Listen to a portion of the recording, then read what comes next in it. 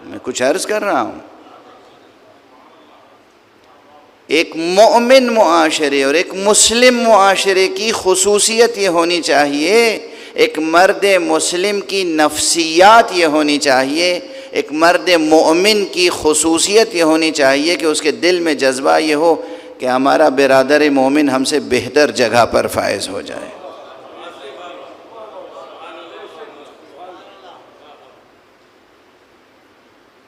اب لفظیں بدل دوں.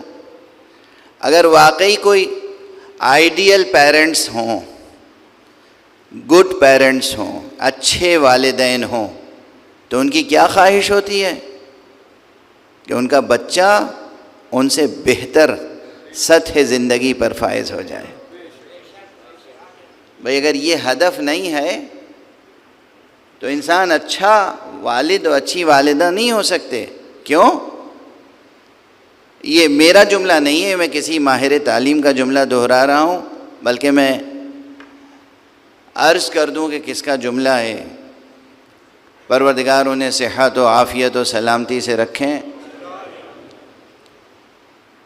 میرے بزرگوں میں سے ہیں، میرے شفیق بزرگ ہیں اور بہت اچھے رائٹر رہے ہیں. بچوں کا ادب تخلیق کیا انہوں نے، بچوں کے لیے بہت لکھا، بڑوں کے لیے بہت لکھا.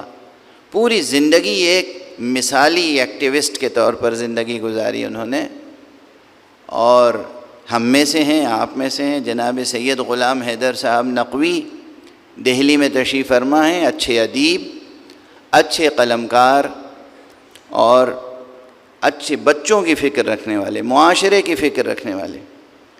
ایک مرتبہ گفتگو ہو رہی تھی تو انہوں نے کہا بھائی میں تو ایک انسان کی کامیابی کا معیار یہ رکھتا ہوں، ایک انسان کی کامیابی کا معیار یہ رکھتا ہوں کہ اس انسان نے جہاں سے جس سطح سے زندگی شروع کی ہے اس کے بچے اس سے بلندتر سطح سے زندگی شروع کریں.